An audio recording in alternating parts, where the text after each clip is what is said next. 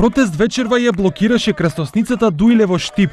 Општинската организација на ВМРО ДПМН одлучи освен со бојкот на седниците на Советот и на ваков начин да го изрази својот револт против мерките притвор за обвинетите за насилствата во собранието. ВМРО ДПМН не само со бојкот на седниците на Совет одлучи да продолжи и со искажување на нашиот револт и преку блокирање на позначајните булевари, раскрсници во нашиот град. Затоа ова вечер се одлучивме да дојдеме овде, да порачаме дека ние не се откажуваме од нашите патриоти, сите надлежни институции да ја увидат грешката која што ја направиле, затоа што во време кога се ослободуваат терористи, кога се ослободуваат сторители на тешки кривични дела, се затвараат луѓе невини, луѓе кои што единствен греф кој што го направиле е да ја сакат и бранат Македонија.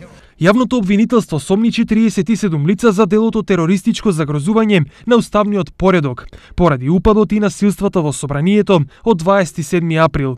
Меѓу обвинетите се и 6 напратеници, обвинети за отворање на вратите и насочување на толпата во собранието.